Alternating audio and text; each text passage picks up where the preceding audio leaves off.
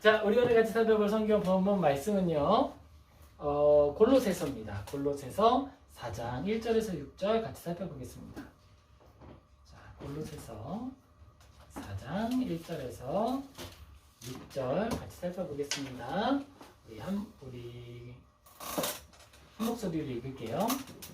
상전들아, 의와 공평을 종들에게 베풀지니 너희에게도 하늘에 상전이 계심을 알지어다. 기도를 계속하고 기도에 감사함으로 깨어있으라.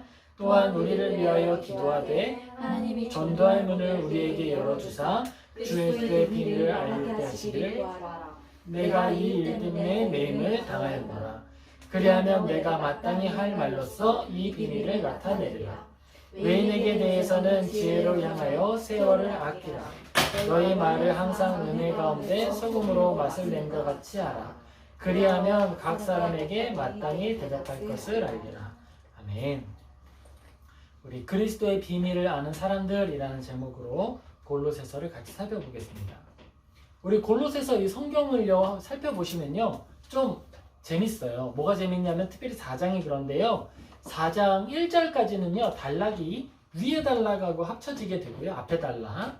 그리고 2절부터 새로운 단락, 이제 권면이라고 하는 단락으로 묶여서 성경에는 기록이 되어 있습니다.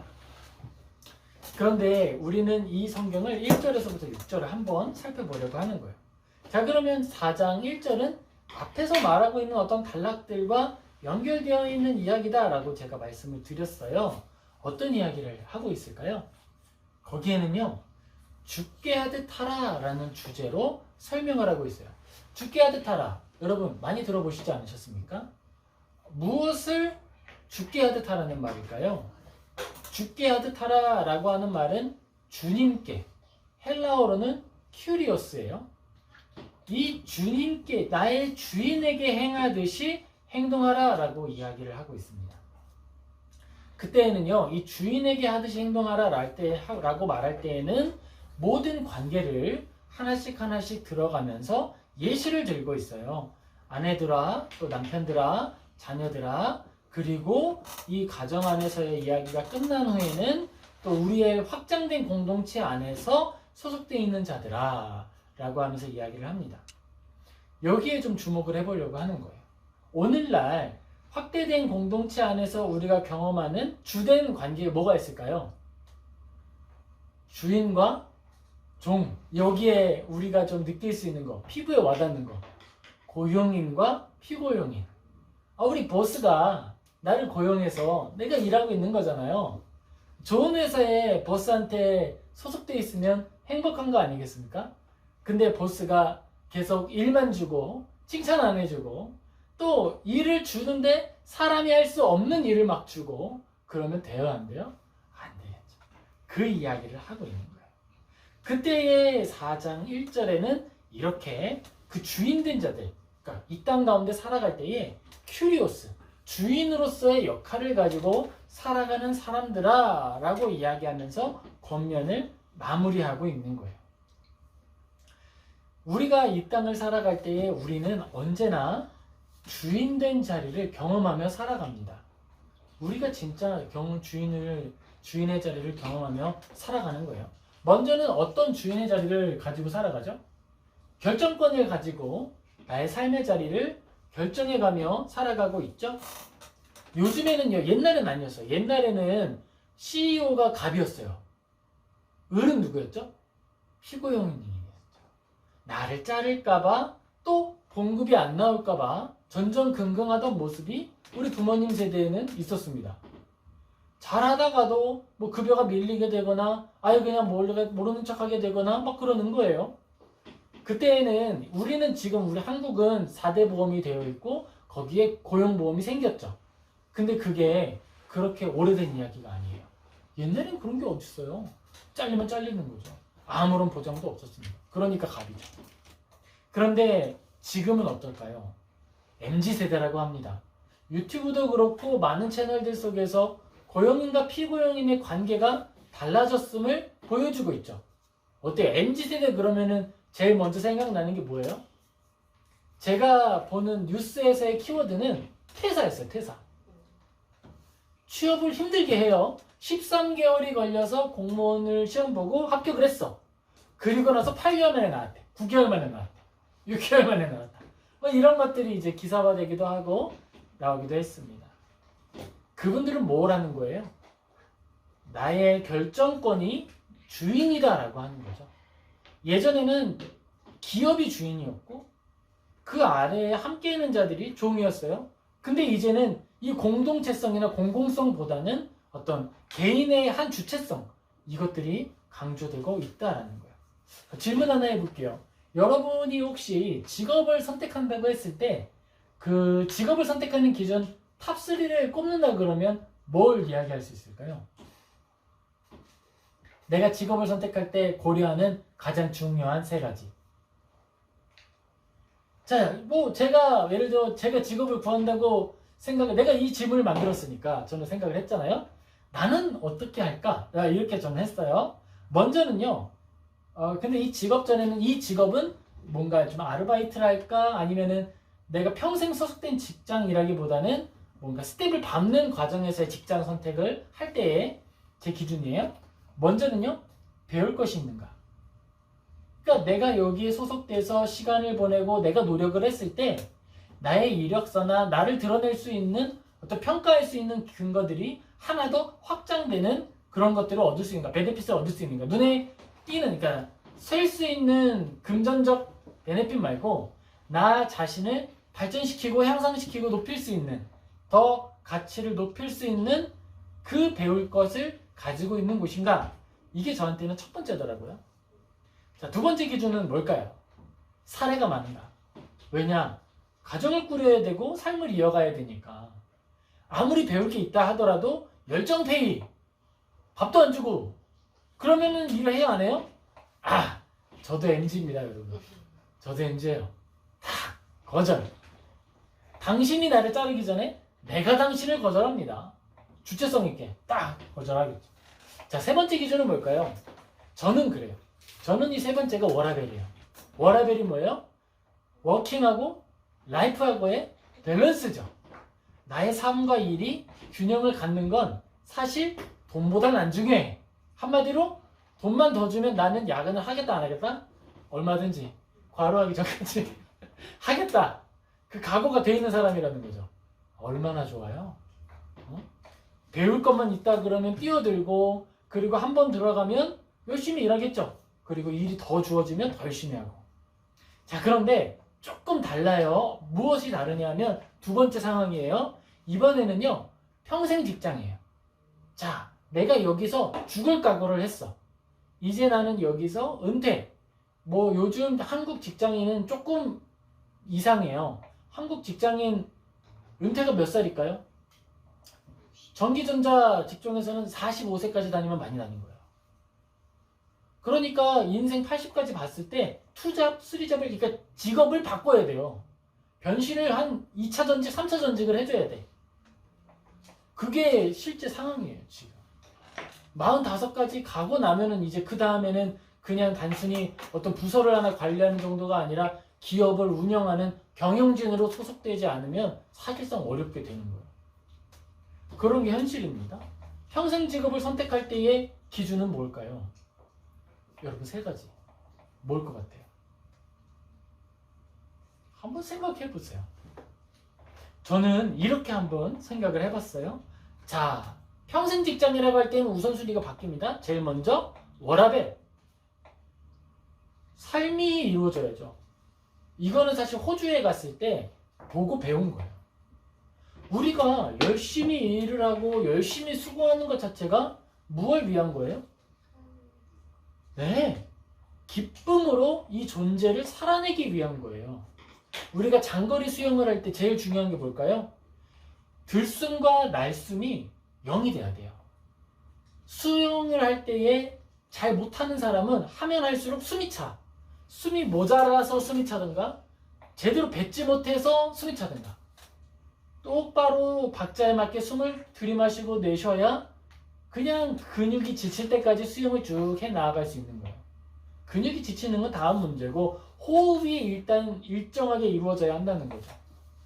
일하고 쉬는 것 이건 쉬는 것, 이거는 호흡하는 것과 마찬가지인 거예요. 나는 일을 좋아하고 성과를 너무 좋아하고 정말 저는 워커홀릭이라고 생각을 하는데 스스로 지금은 아니에요. 지금은 거의 뭐 너무 자유로운 영혼이 되죠. 그렇다 하더라도 그것이 오래 갈 수 없겠더라. 건강을 해치게 되거나 정서가 해쳐지게 되거나 그렇다는 거예요. 나 자신을 돌볼 수 없고 나 자신을 돌볼 수 없기 때문에 뭘 할 수 없어요? 자기 객관화 할 수 있는 시간이 없어요. 내가 치우치고 내가 망가지고 내가 기울었을 때 이걸 바로잡을 수 있는 시간이 없어요. 그래서 워라벨이 제일 큰 첫 번째 중요한 요소로 저는 꼽았습니다. 두 번째 뭘까요? 두 번째는 바뀌지 않더라고요. 시급이 좋은가? 왜냐하면 이거는 일의 목적이라 할 수 있겠죠. 일을 하는 이유가 뭐예요? 소득을 얻기 위해서죠. 그렇기 때문에 우리가 소득을 제대로 얻을 수 있는가? 바로 이거예요. 그리고 세 번째는요. 평생 직장이니까 배울 게 있는가? 배울 게 좀 적어도 된다. 사실 그런 거예요. 제가 이제 뭐 전자공학과에 다녔었기도 했고 또 직장 생활을 해보기도 했지만 사실 원래 가졌던 생각은 뭐였을까요? 자영업이었죠. 자영업을 하게 될 때에는요. 이 배울 것이 있는가 부분이 좀 달라져요. 이거는 나의 노력하기에 따라 달려있는 문제가 되거든요. 자기 개발을 할 것인가. 내가 일을 하는 자리에서 배우는 게 아니라 일을 마치고 나서 또다시 시간을 투자하고 나의 노력을 투자할 것인가의 문제로 바뀌게 된다는 거예요. 자, 여기가 우리가 직장을 선택하고 주체적으로 우리의 삶을 살아가는 어떤 태도가 되는 것입니다. 그렇죠? 근데 여기서요.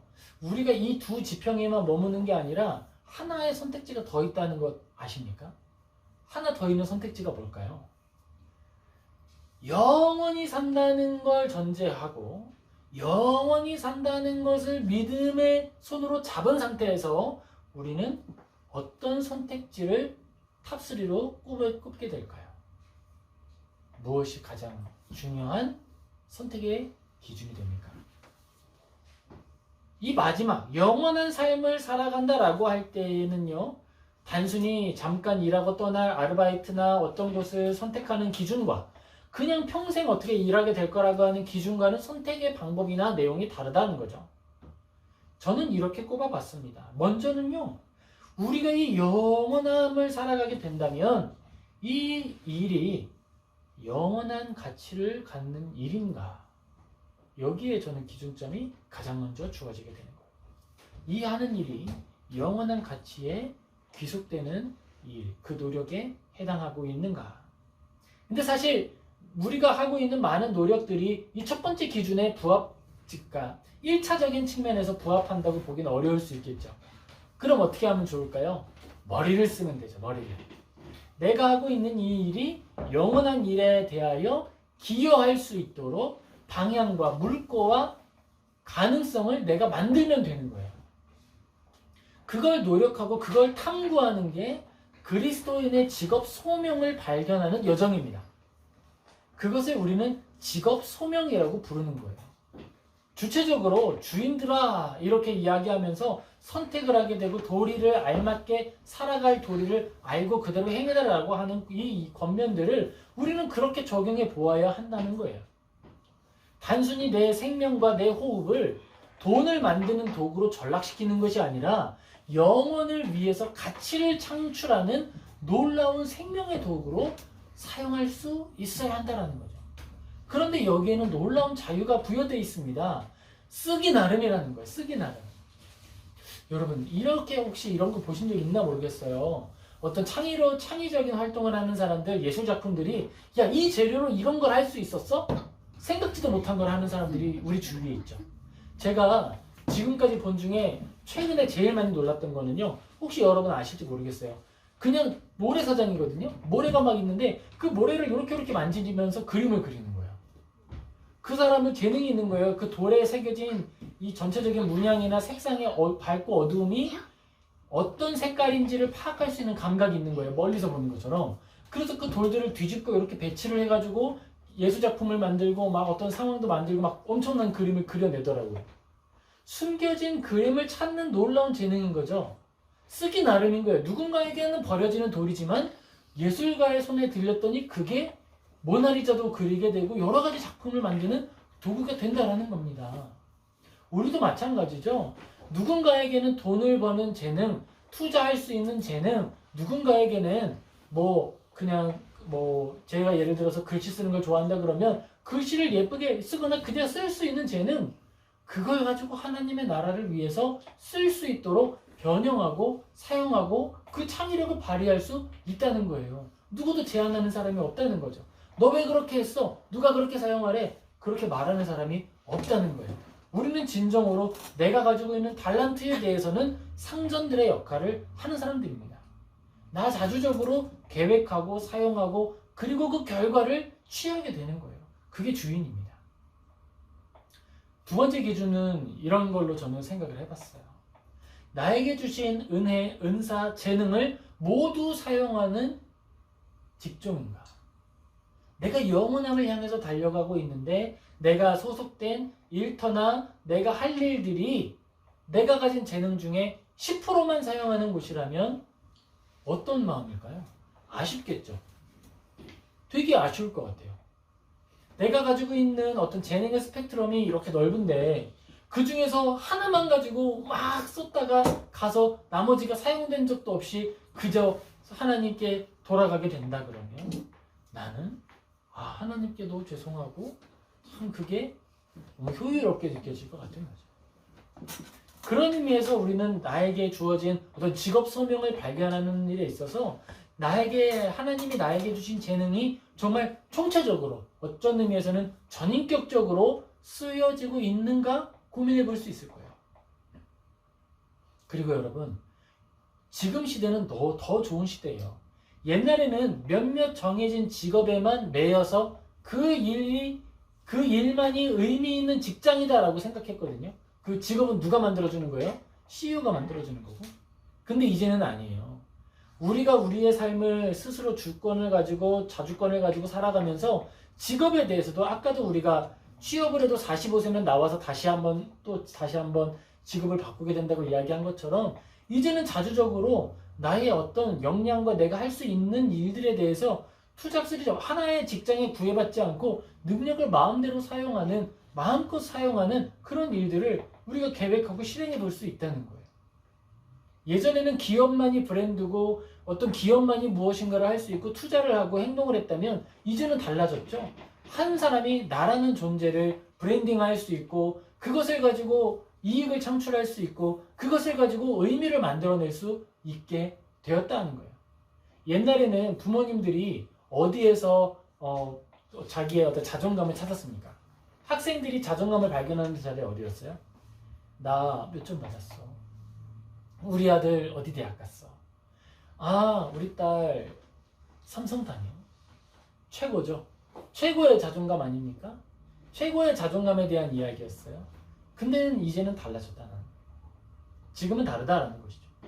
그리고 지금은 다를 뿐만 아니라 영원함을 바라보고 걷는 우리들은 달라야만 한다는 거예요.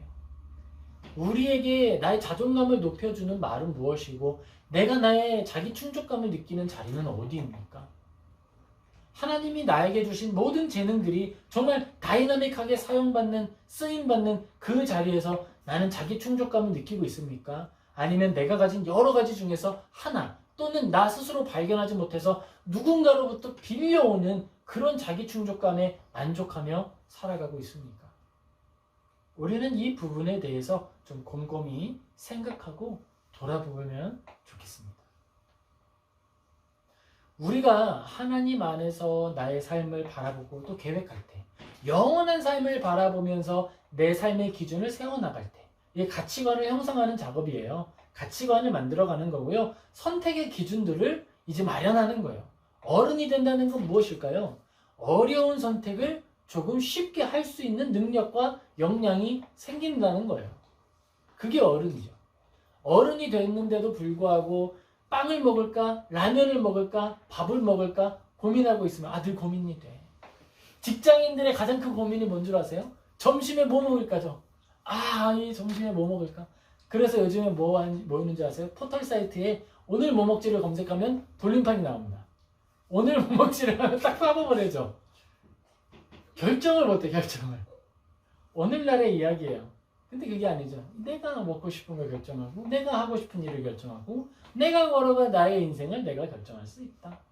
근데 그것을 잠깐 있다 없어질 직장 고르듯이 할 것이냐, 아니면 그냥 평생 이 땅 가운데 돈 벌어 먹을 일로 선택할 것이냐, 아니면 저 멀리 영원한 곳으로 닿는 어떤 나의 삶을 활용하는 내가 날아오를 하늘로서 어떤 그런 선택지들을 활용할 것이냐라고 하는 거예요.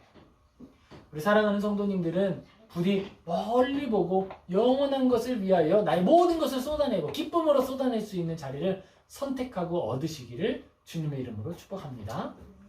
아멘. 골로새서 4장 2절에는 이렇게 기록이 되어 있습니다. 기도를 계속하고 기도에 감사함으로 깨어있으라. 이렇게 기도합니다. 성경을 주석하는 바클레이 교수님은요, 이 부분에 대해서 예수님께서 너희는 깨어 기도하라라고 했을 때 제자들이 다 잠들었었잖아요. 그래서 실제로 잠든 제자들을, 잠들어 있는 그 교회의 교인들을 향해서 한 말로 이렇게 해설을 하고 설명을 했었어요.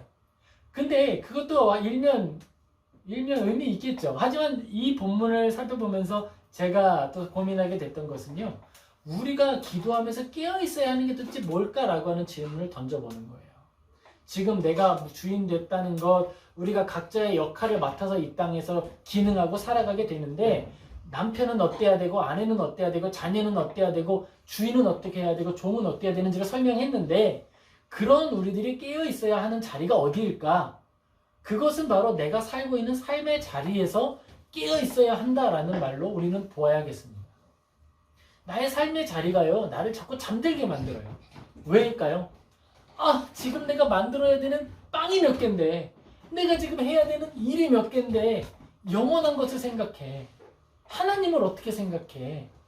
내가 지금 꿈꿔야 되는 일들과 계획하는 일들과 이루어야 되는 일들이 얼마나 많은데, 내가 지금 하나님을, 영원한 것을, 이 종교에 매여 있는 것들을 생각할 수 있겠어. 그러니까 덮어두자. 덮어두자. 우선순위를 낮춰두자. 이걸 잠깐 던져두자. 이렇게 행동하는 것들이죠. 마치 잠을 자는 것과 같은 거죠. 옆에서 아무리 큰 소리로 외치고, 옆에서 지금 불이 났어, 예수님 곧 오신다, 지금 예수님이 오실 것이고, 네가 내일 살아있을지 죽을지 알고 있느냐? 네가 내일 죽는다 그러면 네가 한 일이 무엇이 되겠느냐? 아무리 많은 자가 많은 것들을 창고에 쌓아놨다 하더라도 내일 죽으면 아무것도 가지고 갈 수 없는 것이다. 그러므로 너희들의 상급을, 너희들의 재산을 어디에 쌓아라? 하늘에 쌓아라. 이게 성경의 권면이거든요. 그 말을 외치고 소리치고 가르치는데, 정작 그 말을 들어야 되는 부자, 재능을 많이 가지고 은사를 많이 가지고 있는 사람은 뭐 하고 있는 거예요?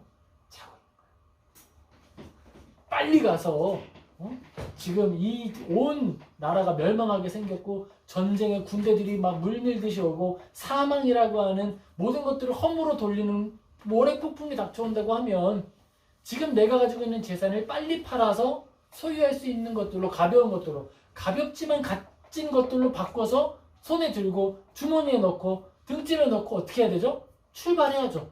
떠나야죠. 살 수 있는 곳으로 떠나가야죠. 근데 거기에서 잠자고 있는 거예요. 더 평안하기를, 더 기쁘기를, 더 안락한 삶을 살기를 원하면서 걸어간다. 그러지 말고 뭐하라? 깨어있어라.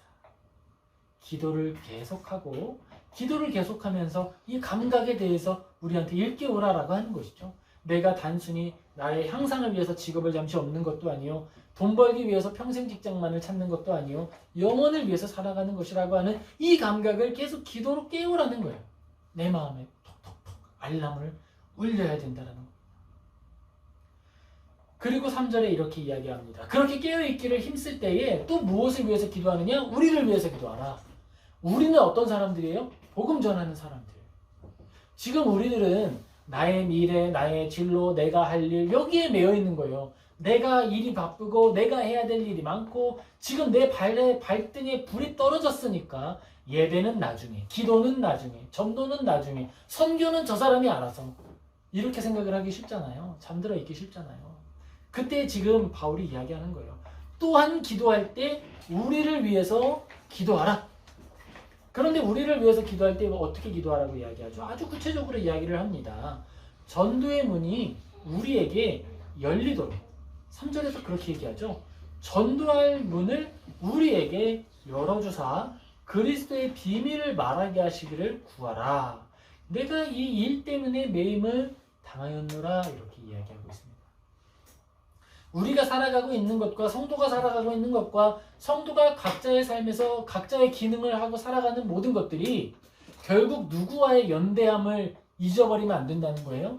선교사님들과 복음 전파하는 이들과의 연대함을 잊어서는 안 된다는 거예요. 이제 우리 집에 첫째가 태어났고 둘째가 태어났고 아기가 태어나서 교회는 나중에, 예배는 나중에, 선교는 나중에 그러면 그 잠들어 있는 영혼이 깨어날 시기는 없어요. 제가 이제 곧 40을 바라보는데요. 얼마 안 살았다 그쵸? 그런데 이 삶을 살아보고 또 주변에 있는 분들과 대화를 나눠보면 결혼하고 나서부터 계속 자기의 삶을 찾거나 고민할 수 있는 기회는 없어요. 만들어서 하지 않으면 하나님에 대한 고민할 수 없어요. 만나는 사람마다 학교 애들 어디 보냈어요? 애들 뭐 학원은 어디 보내고 있어요? 이런 질문을 하게 되죠.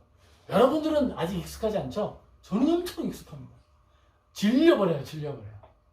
만나는 사람마다 그런 얘기해서 너무 질려버려요. 그런 거 관심 없는데. 물론 우리 아이들에게 관심 없다는 게 아니라 나한테 대책이 없거든. 그리고 또 뭐예요? 뭐 남편이 승진했네 안 했네, 승진됐네 안 됐네, 이제 이직을 준비하네 안 하네. 여러분, 직장에 취업한다고 해서 고민이 끝나는 것이 아니고, 이제 창업을 한다 그래서 고민이 끝나는 것이 아니고, 내가 돈을 벌기 시작한다고 해서 고민이 끝나는 게 아니에요. 더 큰 고민이 물밀듯이 찾아오고요. 더 큰 기도거리들이 막 물밀듯이 닥쳐옵니다. 사업을 하면 어떻게 될까요? 월세는 어떻게 해야 되지? 한 달은 왜 이렇게 빨리 지나가는 걸까? 우리 직원들 월급은 어떻게 줘야 되나? 그리고요, 우리가 이제 평직원으로 일을 하게 되면 어떻게 될까요? 왜 나의 이 업무 스킬은 향상되지 않는가? 저 팀장은 왜 저 모양인가? 일을 개떡같이 시켜놓고 잘하기를 원하는 이 구조는 도대체 어떻게 돼먹은 회사인가? 모든 회사가 다 그래요. 스마트한 회사가 있을 것 같아요? 아니요. 스마트한 회사는요, 밖에서 보는 회사가 스마트하고요, 안에서 들어가 보는 회사는요, 그리 스마트하지 않아요. 부조리와 또 입에 맞지 않는 상황들은 늘 발생하게 되는 겁니다. 우리는 그 안에서 깨어 있어야 한다는 거예요. 깨어 있어야 한다. 그러니까 내가 이 회사에 얼기설기 얽혀 있는 것 같은 이 회사에서 그래도 조직적인 일을 할 수 있도록 내가 뽑힌 거예요. 내가 소득을 가지고 그 회사에서 일을 하는 역할이 그건 거예요. 이 회사에 보이는 빈틈을 메꾸는 역할로 내가 부름받아서 일을 하는 거예요. 편리하게 주는 일만 따박따박 하는 거는 AI도 할 수 있고 컴퓨터도 할 수 있고 그냥 프로그램만 할 수 있어요. 내가 여기에서 사람으로서 기능하는 것들은 조율하고 관계를 해소하고 이 분위기가 바뀌어갈 수 있도록 역할을 한다는 거예요. 그것이 우리를 바꾸는 길인 거죠. 그리고 그것들을 하면서 우리가 잠들어서는 안 되고 그 모든 것들이 결국 누구와 무엇을 위해서 존재하는 거다? 하나님의 나라를 위해서 존재할 수 있도록 살아가야 한다라고 고민을 또 던져야 한다는 거죠. 어렵겠죠, 여러분. 진짜 어려워요. 직장에서 적응하는 것만으로도 내 뉴런이 100% 활용돼도 부족한데 거기다 또 어떤 것까지 고민을 함께 해야 된다는 거예요. 이 뉴런을 불태울 것 같은 이 상황과 환경들 속에서 그것만으로 버거운데 이게 또 영원하신 하나님 안에서 어떻게 또 역할할 것인가를 꼭 고민해야 된다는 거죠. 그러니까 그걸 사람의 힘이 할 수 있다 없다? 없다. 그러니까 누구에게 매달려야 된다고 말하는 거예요? 계속해서 기도하라. 감사함으로 깨어있으라라고 이야기하는 거예요. 감사함으로 깨어있는 거예요. 감사는 금방 사라집니다, 여러분. 삼성에 취업한 친구들이요? 언제 퇴사할까 얘기하고요. 너무 좋다. 회사 복지 너무 좋다. 뭐 여기에서 일 평생 하겠다. 뭐 저 같은 경우는 이제 연구소 관련돼서 근무하고 있는 분들의 소식을 들을 수도 있겠죠? 너무 좋다, 너무 좋다. 복지 너무 좋다. 보너스도 계속 나오고 너무 좋다. 성과급도 따라오고 너무 좋다. 근데 곧 어떻게 바뀌어요? 후임이 안 뽑힌다. 또는 후임이 이상하다. 또는 상급자가 이상하다. 또는 이제 이직을 준비하고 있다. 감사함으로 깨어서 기도해야 한다는 것입니다. 감사함은 찾아야 돼요. 찾지 않으면 감사하지 못합니다. 그리고 기도하지 않으면 기도가 점점 메말라 버리는 거예요.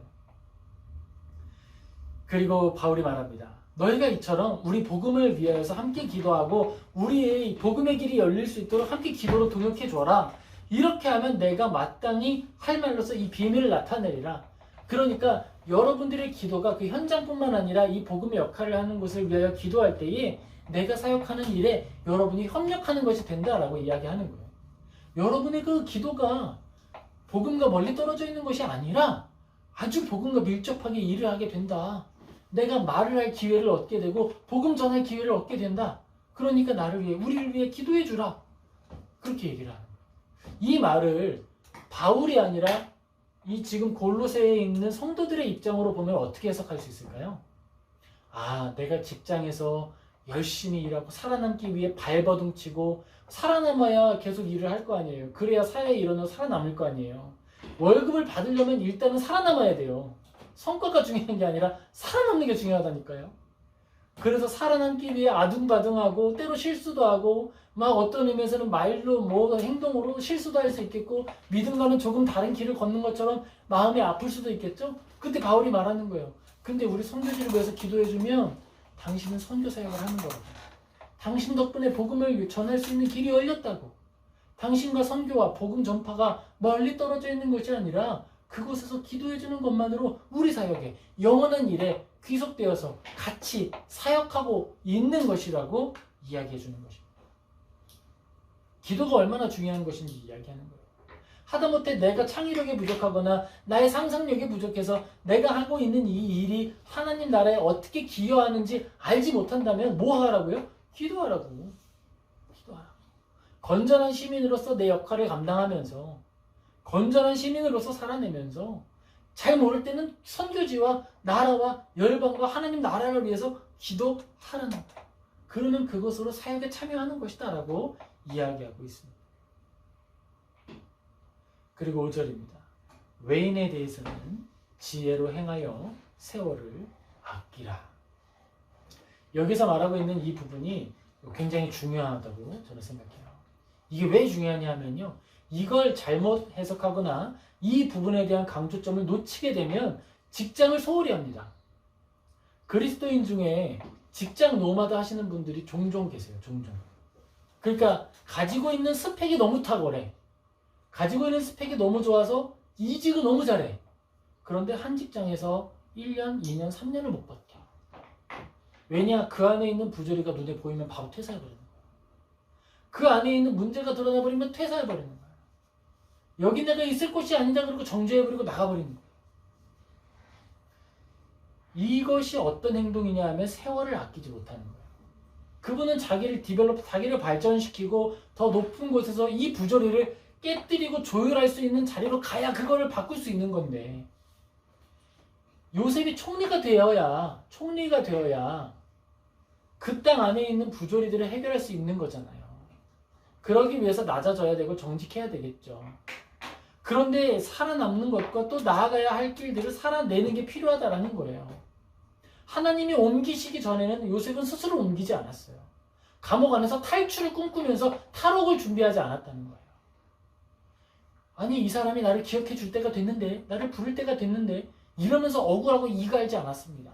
하나님이 머물고 견디라고 하셨으면 다른 사인이 올 때까지 다른 부름이 올 때까지 견디고 버티며 그 자리를 살아남는 거예요. 그것이 살아남의 비결이었고 세월을 아끼는 비결이 되는 겁니다. 하나님이 우리에게 이직하라고 말씀하시는 순간이 있어요. 저 이직 6번 해봤잖아요. 그래서 프랑스에서 이제 뼈프 받으려고 서류를 떼야 돼서 이제 국민연금 했던 서류를 이렇게 떼서 봤었는데 이직을 많이 했더라고요. 제가 4대보험 들어가는 거죠. 그런데 그곳에서 옮겨갈 때 옮겨가라고 하는 사인을 주세요. 그런데 그 사인은요 한 번만 확인하는 게 아니에요. 몇 번씩 확인하게 되고요.